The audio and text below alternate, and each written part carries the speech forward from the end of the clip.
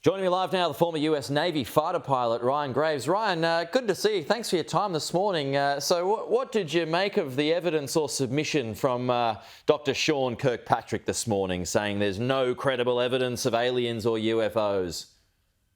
Well, I think that's pretty reasonable. Sean and the rest of the Aero team is not at a position where they're looking to draw conclusions at this point. They're very much in a data gathering mode, trying to get their arms around the scope of the problem. And the scope of the problem that he's been able to define for us from this hearing is upwards of 650 cases at this point.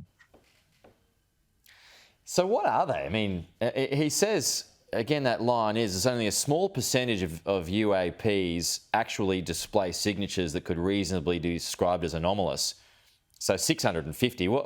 If they're not anomalous, what are they? Well, there's potentially behaviors that are being exhibited that fall within what we would consider within the confines of our aircraft, and yet we still aren't able to find what they are. And I think Sean mentioned today how the category balloon-like entities, which sounds rather benign and tidied up, in fact, are not considered solved cases in their book. As we see in the video playing right now, balloon-like entities can display some pretty interesting characteristics. What's a balloon-like entity?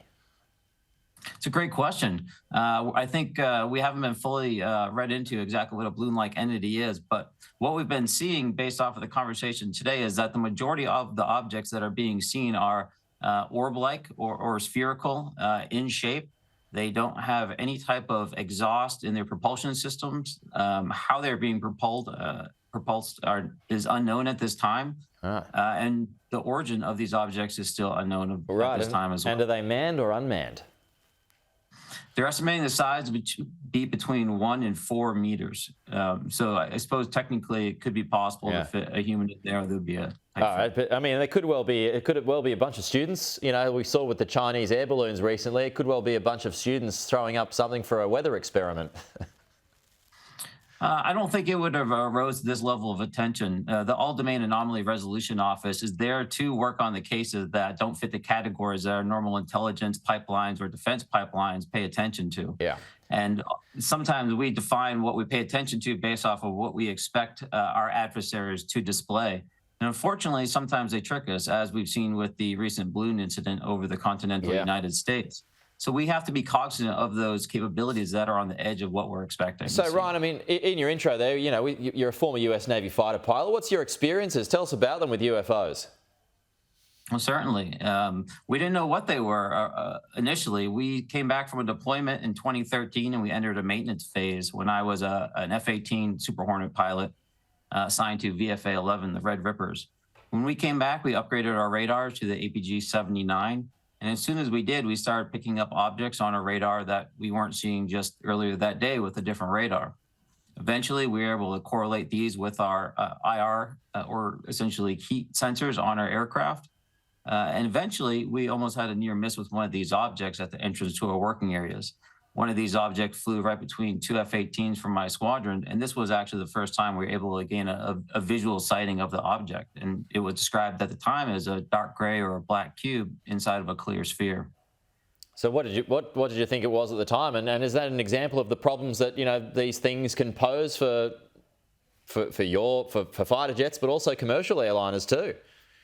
Yeah, absolutely. So from our perspective, this was now crossing into the threshold of this being a present and imminent aviation safety threat, and we were obligated to submit an aviation safety report to report this potential hazard that could occur.